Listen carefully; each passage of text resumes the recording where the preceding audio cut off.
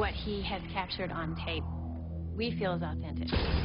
This time on Unexplained Mysteries, UFO, Best Evidence.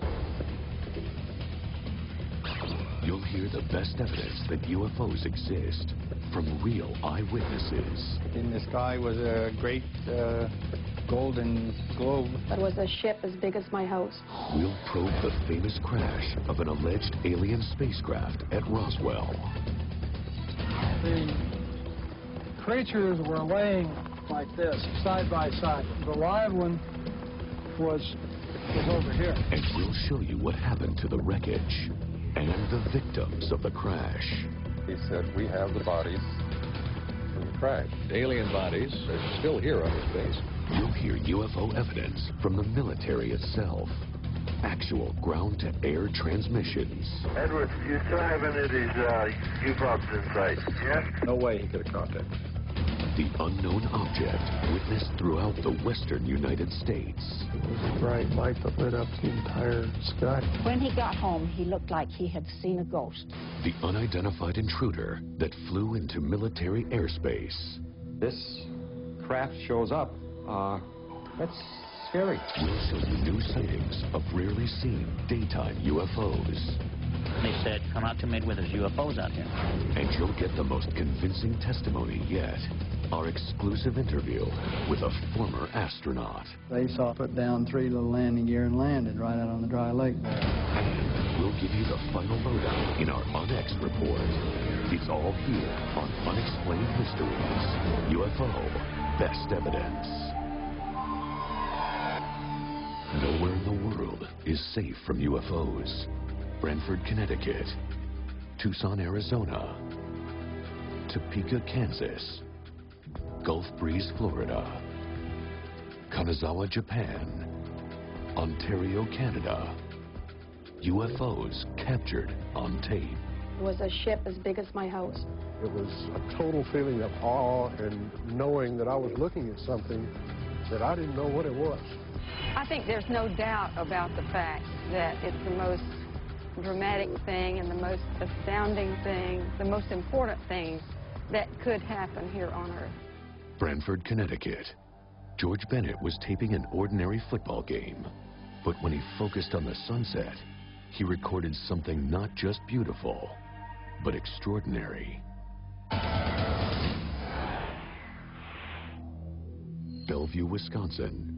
TV cameraman Dave Hooker was shooting a feature about a farm. When the tape was played back, it revealed more than just a windmill. Here you can see an object moving behind a windmill here. Right there, it disappears into a cloud just before it goes behind this windmill. Clouds that day were at 25,000 feet, cirrus clouds. You know where the camera was put, you know the distance to the windmill. You can determine its size by looking at the image size here. Go through some trigonometry, and you'll find out that that UFO was about 10 miles away, up at 25,000 feet, and the size works out to about 500 feet long and doing 14,000 miles an hour, which is, again, nothing that a conventional aircraft is capable of doing. Gulf Breeze, a quiet seaside town in Florida, a place with an alarming number of sightings.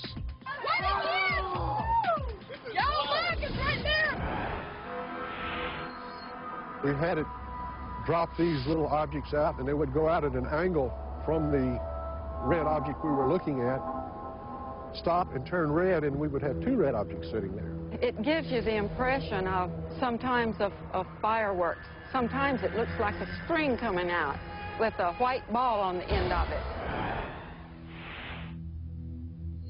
Kanazawa, Japan. This is tape of an extremely rare incident. A daytime UFO. The object descends, then accelerates away. Watch carefully. The camera zooms in. Check out the shape of the craft. It's the classic shape of a flying saucer. Carp, Ontario. Another disc, much closer.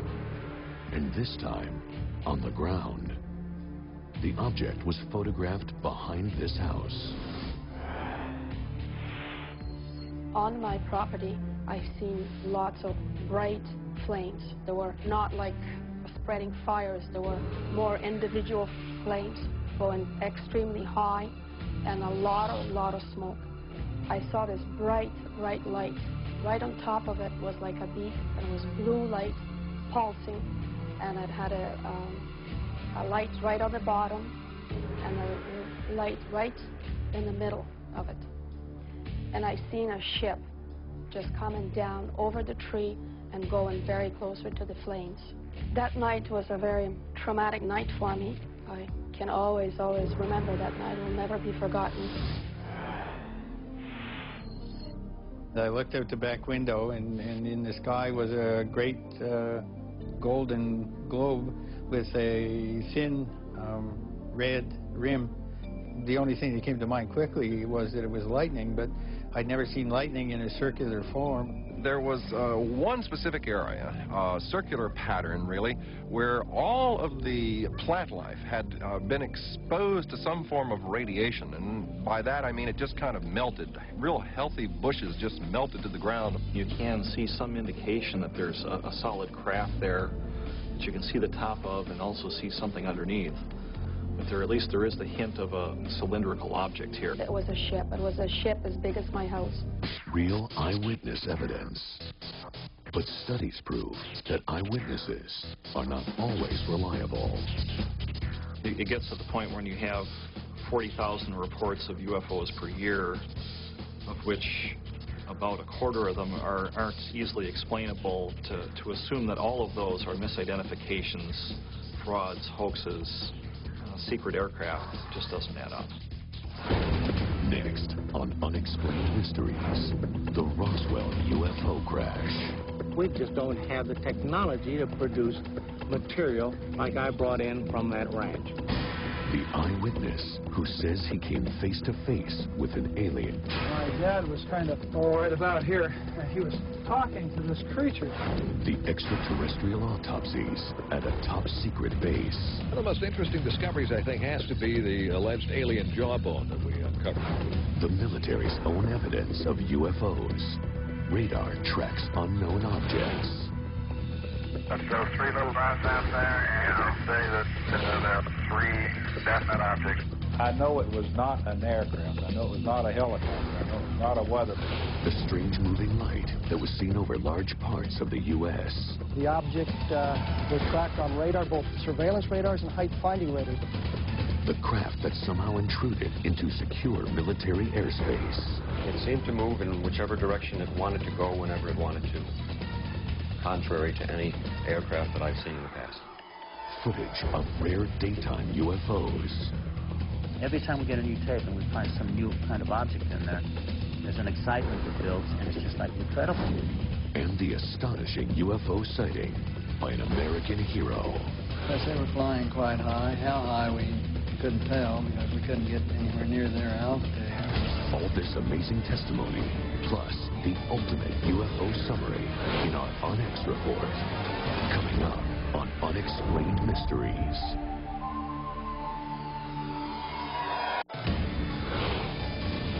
Unexplained Mysteries, the best evidence of UFOs, physical contact.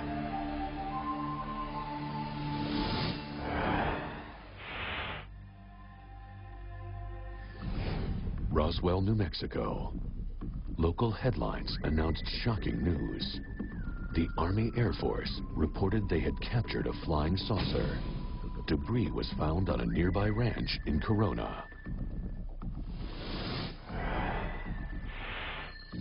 This building here, building number 84, is a building I believe that they brought materials from the Corona crash and stored them in here temporarily. Major Jesse Marcel Sr., the base's chief intelligence officer, recovered the wreckage and took it to headquarters.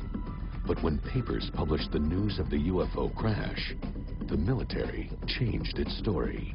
By the time the B-29 with Jesse Marcel and some of the wreckage got to the headquarters 2 hours after they left in Fort Worth, Texas, the fix was already in to kill the story. The second press release stated the wreckage came from a weather balloon. Somehow, one of the most significant UFO sightings became an ordinary weather balloon. Some experts feel Brigadier General Roger Ramey, the base commander, ordered a massive cover-up. And what he did was arrange for the wreckage of a weather balloon, the radar reflector on a weather balloon. Right before Marcel died, he allegedly told Walter Haut the truth. The weather balloon story was a lie. An alien spacecraft really did crash near Roswell. He made statements to the effect that it was nothing of this world. It couldn't be bent, torn, cut, pierced, burned. He went through a whole list of them. He said, we just don't have the technology to produce material like I brought in from that ranch. And some UFO experts maintain that a mid-air collision caused a second crash that day, 200 miles from Roswell. When I first came up to the craft, the creatures were laying like this in a line, side by side. And the live one was over here. When he was 5 years old, Gerald Anderson says he came face to face with an extraterrestrial. And my dad was kind of, right about here. He was sitting like this. My Uncle Ted was standing more over here, kind of leaned over like this, and they were talking to this creature. He describes the aliens as 4 feet tall, with gray skin, large eyes, and thin arms. 2 of them were dead. 1 was dying, but 1 was still alive, trying to communicate. And just suddenly he turned and he looked at me. And when that happened, all kinds of things just started happening inside my head. I started getting sensations of tumbling and falling and an awful loneliness, like there was no way he could possibly get back to where he came from. Witnesses say the military soon showed up and threatened any civilian who went public with the amazing story. But now, many of them are speaking out. We have testimony from over 200 people concerned with these events, people who handled the wreckage, people who described the bodies, people who had direct orders, military orders, to do this, that, or the other thing. We have consistent testimony that in a court of law would convict anybody of a crime. Wright-Patterson Air Force Base in Ohio, where ufologists believe the military took the Roswell crash debris. Well, recently we investigated the rumors about Hangar 18 and in particular the Roswell connection to Wright-Pat. The military claimed they brought a crashed weather balloon to Wright-Patterson. What happened to it? We couldn't find any record of that. We found that was sort of interesting. Experts maintained that the crash wreckage was stored in the base's secret tunnels, the exact spot where Officer Jack Donahoe claimed he saw an alien autopsy.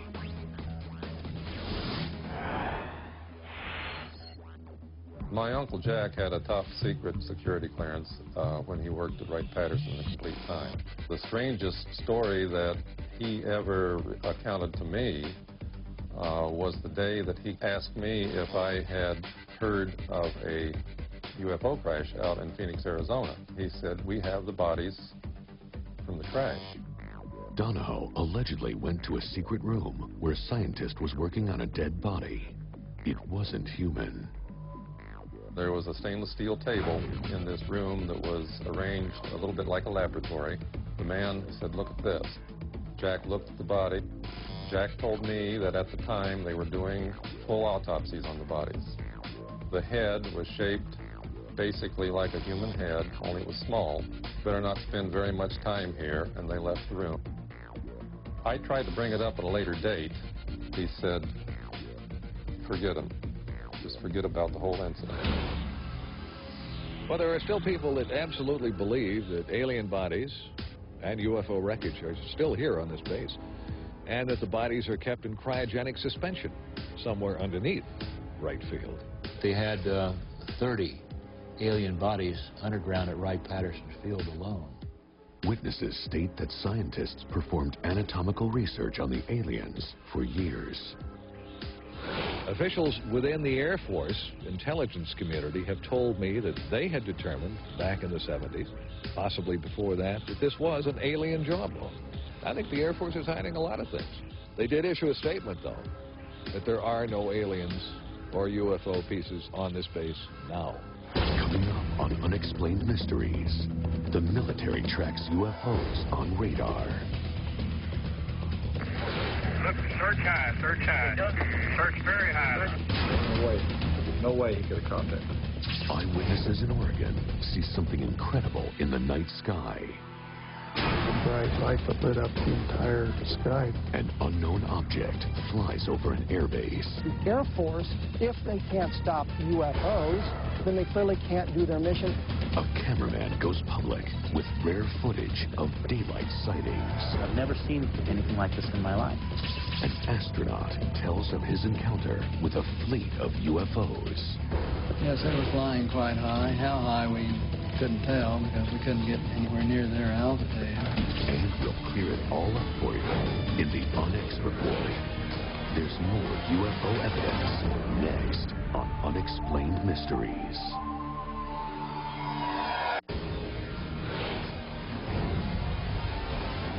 Unexplained Mysteries, UFO, Best Evidence. Excellent evidence of UFOs comes from a surprising source. Declassified tapes of Air Force transmissions tracking unknown objects. Roger, shooting approximately, there was approximately 5 to 7 objects. This is the actual recording of an Edwards Air Force Base radar man who sees strange aircraft on his screen. Those 3 little dots out there, and I'll say that there are 3 definite objects. It's not weather, it's not clutter. Edwards Air Force Base was on alert for any sign of Soviet aircraft or missiles. What they found was startling. Possibly as many as 12 unidentified craft flying very high and very fast. Also on the tapes is proof that the airbase had a UFO officer. Surprising after years of denying the existence of UFOs.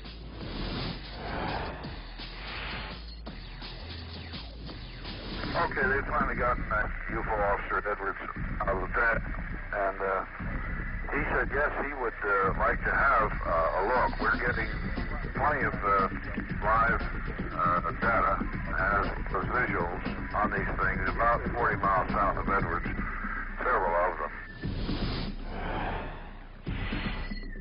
I know it was not an aircraft. I know it was not a helicopter. I know it was not a weather balloon. I know a lot of things it was not. It was not anything that we know of as a flying object that could do the maneuvers that this did. And what it was, I do not know. When he saw the objects on his screen, here, he informed his superiors. They immediately ordered an F-106 Alert Bird to check it out. Edwards, do you still have any of these UFOs in sight? Yes. Okay, Tower, pick out one you want us to intercept, and we'll take a 01 in on him. But one of the Air Force's most advanced planes could not catch the object. The thing is rising. Tower, how's things look now? He's low. Look, search high, search high. He does search high. Search very high. The thing is rising. It's rising rapidly. Sorrells watched helplessly as the UFO was getting away. The way it rose, as fast as it went up in altitude, and he passed under it at 40,000 feet, not a prayer. Not a prayer, not a chance. No way he could have caught that. No, we're in as much as dark night as you are. I think the possibility very strongly exists that, yes, there is something beyond what we know. UFO sightings are usually confined to a limited area, but one was reported over several western states, starting in Oregon. That night, we were probably just driving up and down Main Street, which is what we did most of the time. And we stopped at the east end of the Main Street in Eureka, pulled off the road, and we're sitting there. First thing I remember about the incident was the light. It was a bright light that lit up the entire sky from horizon to horizon. That I could see the mountain across the valley and see the trees on that mountain, see the sagebrush, The strange light sent out an electromagnetic pulse that switched off the photoelectric cells in the streetlights. When he got home, he looked like he had seen a ghost.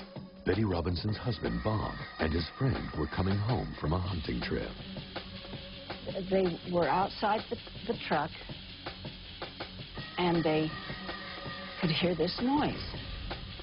And they stood there for a few seconds and listened. It kept getting louder and louder, and he said it was just a very, very whooshing noise. Just whoosh, whoosh, whoosh, but just deafening. They dove under the truck. Then things got really strange. When they got out of the truck, they had left the motor running. And as the object started to approach them, the headlights started to dim, and the motor began to sputter. As the object passed over, everything returned to normal. All they wanted to do was hurry up and get home, and get away from it, because they didn't know if it was coming back. The object was tracked moving from Eureka to Reno, Nevada, then south to Las Vegas. Near Nellis Air Force Base, it blew up. More than 1,000 people witnessed the explosion. Fighters were scrambled from Nellis in Las Vegas, looped near Phoenix, Arizona. The object was tracked on radar, both surveillance radars and height-finding radars. And that's important. It's on two separate kinds of radar, so you don't have weather-related phenomena. You have a real solid object. Randall believes the Air Force tried to turn the Eureka sightings and the Nellis explosion into two different incidents. What really happened was we have a single event that took place over a space of about 16 minutes from the Eureka end of the sightings until it is seen to explode over Las Vegas.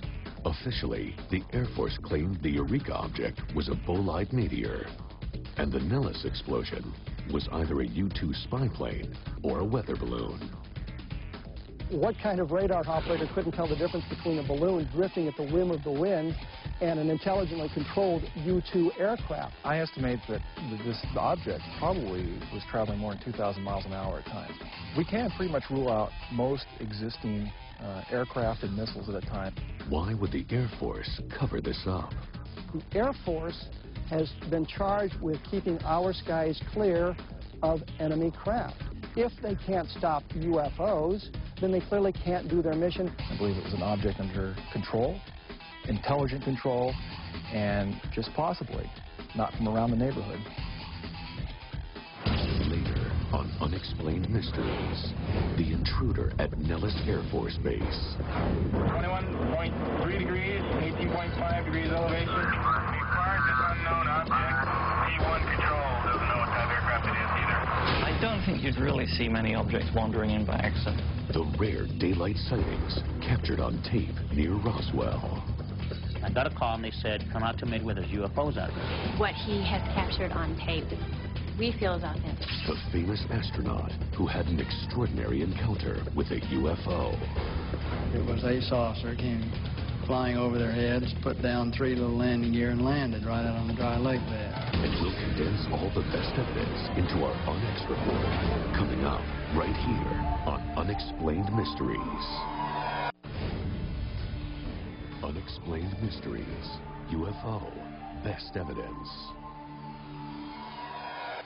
Nellis Air Force Base has been the scene of other credible sightings.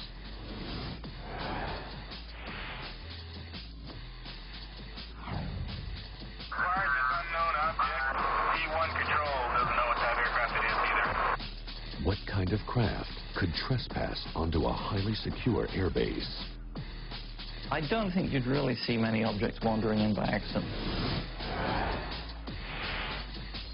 The object seemed to be more advanced than anything in the military's arsenal. This craft shows up, and it's like they're playing with kids. It's like, do whatever they want and buy now. That's scary. It seemed to move in whichever direction it wanted to go whenever it wanted to, contrary to any aircraft that I've seen in the past. In my first look at that tape, I said, wow. And I continue to say, wow. There are only 3 things that could be on that tape. One is a very elaborate and very expensive hoax. I don't think that's what we're seeing. The second is some kind of a black project, a secret project that has some very unusual aerodynamic characteristics. And the third, if you can eliminate all those aerodynamic answers, could be a true unknown. And if that is an unknown, if you can come to that conclusion, you've got a pretty interesting piece of history right there. Video appears to be genuine. Specifically, it was taken by contractor personnel that are operating tracking sites for the United States Air Force. Did the cameras pick up one of the military's black projects, like a stealth bomber? Perhaps a top-secret aircraft reverse-engineered from alien technology. The camera operators and the tracking sites are not exposed to those highly classified aircraft on a typical basis. What's startling about it is that it doesn't resemble any shapes that I would know immediately. And that's why I thought it was interesting to start with. It almost appears to be like spherical in the center and with a appendage on the bottom and on the top. You don't see any evidence of rotors. No. And also the startling thing is it seems to change shape. A frame-by-frame analysis reveals the changes the object's shape goes through. The physical profile of the object changes almost frame to frame, and sometimes it appears almost to be a fuzzy, gassy cloud. In some portions of the video, it appears to be several spherical objects surrounding a dark mass. When something starts to change shape like that in the air, you become very, very puzzled, because you realize that you're looking at something that appears to involve a whole new technology that we don't understand. The superior technology intimidates seasoned professionals. It's like us viewing an ant farm. And the ants think they're it. That's the scary part. The first report of UFOs came from Roswell, New Mexico. Unusual craft are still being videotaped there. We began taping UFOs on March 5th. I got a call and they said, come out to Midway, there's UFOs out here. Midway, a short distance from Roswell. UFO experts believe there is a connection between the first crash and today's sightings. New Mexico as a whole has had a lot of sightings. And I think that there is a tremendous interest by our visitors, should we say, as to the activities that have taken place here in the past. We have a piece of film of a jet, I think it was a Citation. It flew right over the property. I guess it must have been about 500 or 600 feet. And we captured an object that comes from upper screen right on TV. And it goes right up behind the jet, and it seems to tag it on the tail or bump it. And you can see the object taken off away from the jet. A locally confirmed the sightings.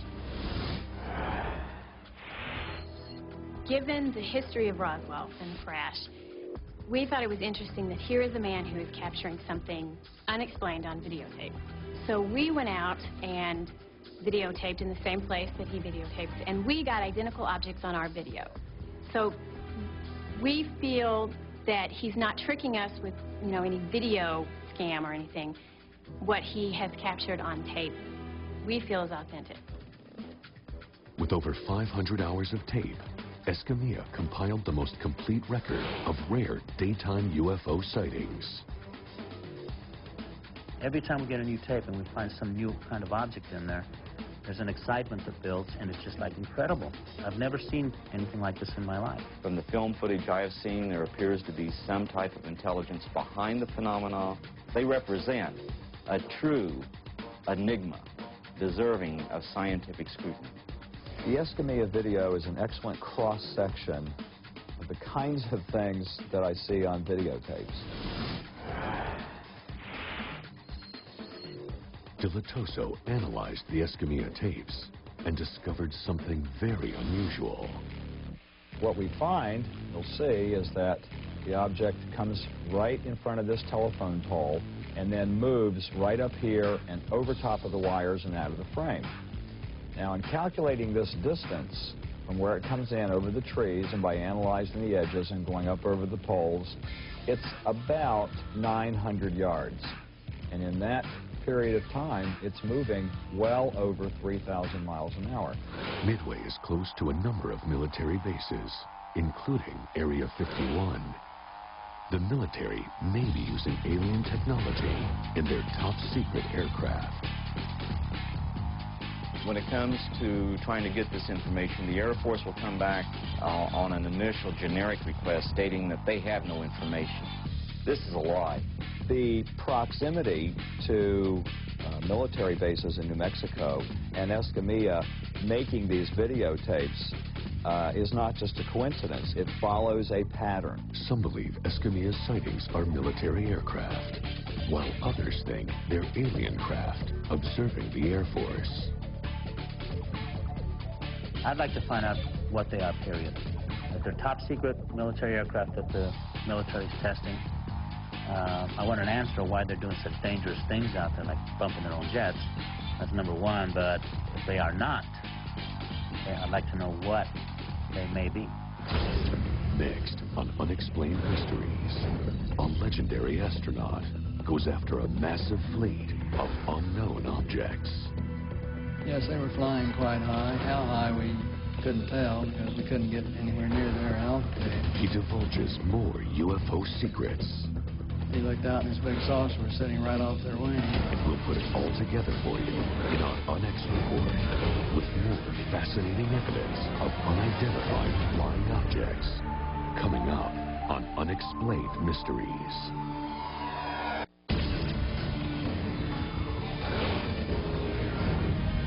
Unexplained Mysteries, UFO, Best Evidence.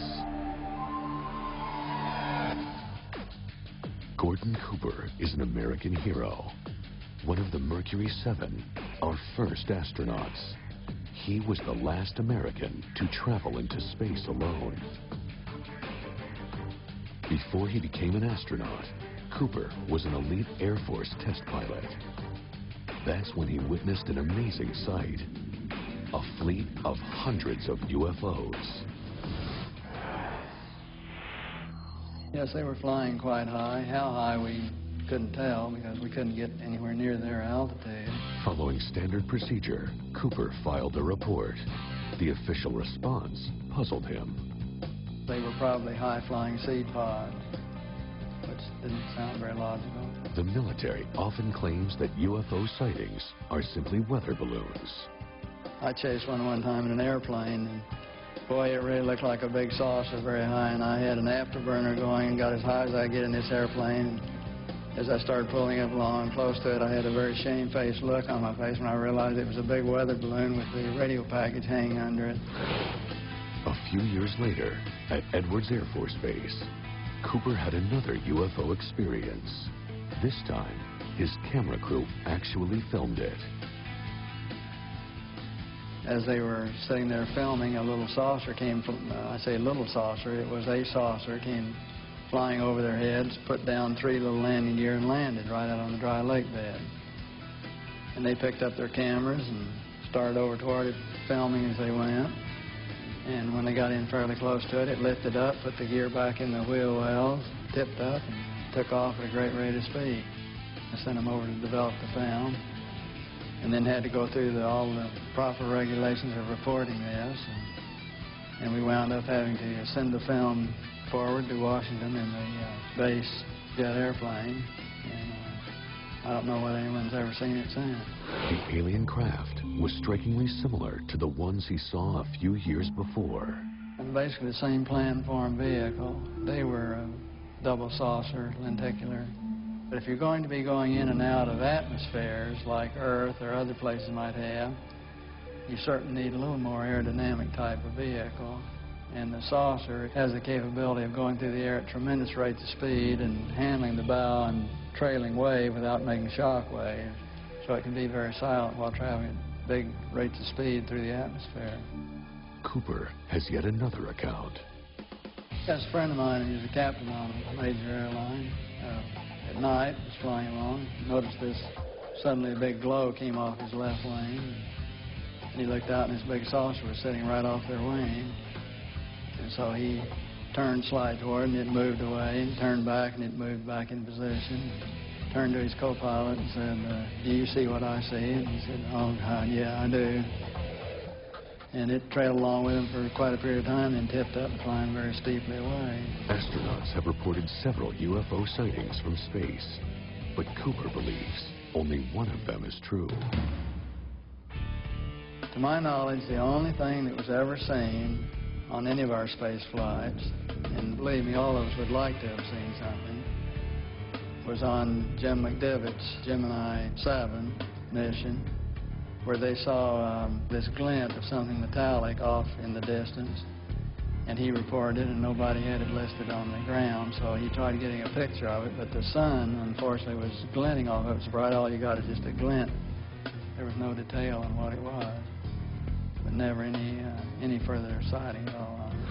In a letter to the UN, Cooper laid out his opinion on UFOs. I would like to think that they're going to really release all the information. Cooper believes we are not alone. No, I've always felt that there are a lot of other planets that have life on. With all those numbers of potentially habitable planets out there, I think we're kind of vain to think that God would habitate only one of them. Coming up on Unexplained Mysteries, it's the UNX Report. We sum up all the evidence for you. The people who witnessed UFOs in their backyards, the infamous Roswell crash, and the military's subsequent cover-up, alleged autopsies of extraterrestrials, the shape-shifting object that hovered over an Air Force base, and more from an American hero's brush with alien craft. Stay tuned for the UNX Report, here on Unexplained Mysteries.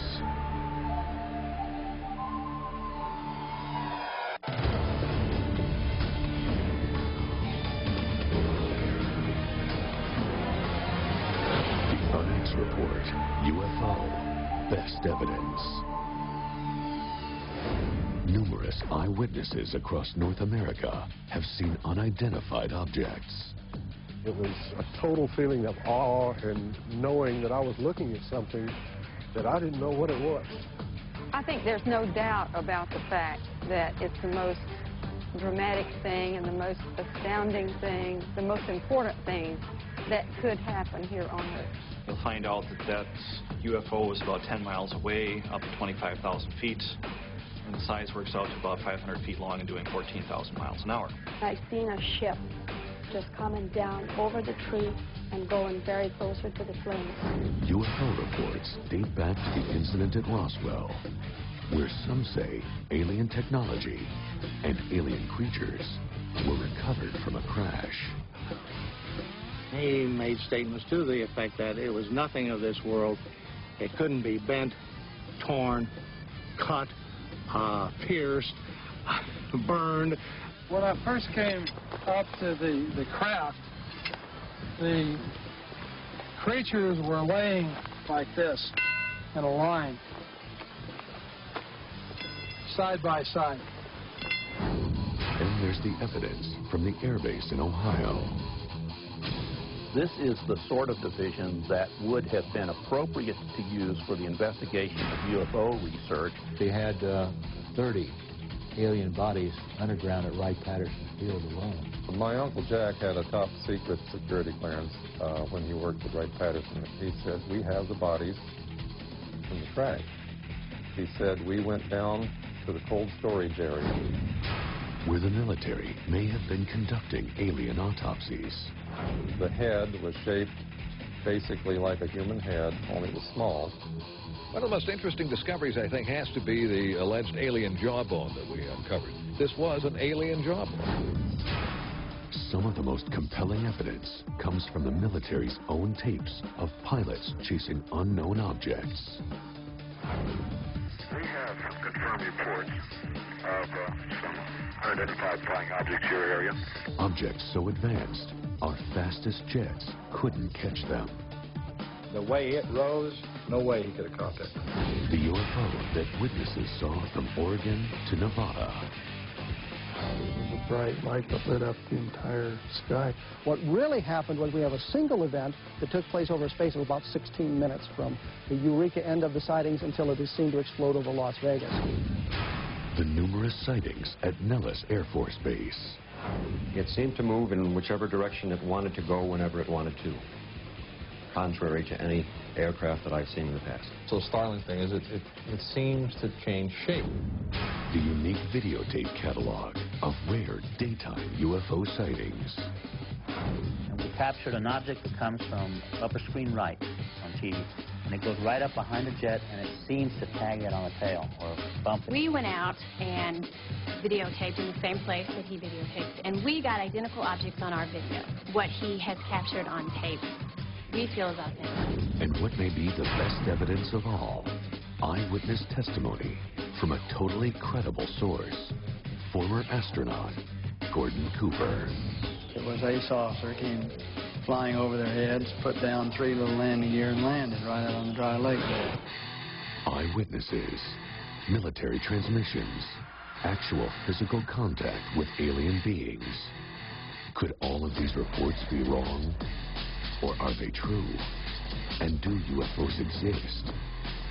For now, the answer behind the evidence must remain an unexplained mystery.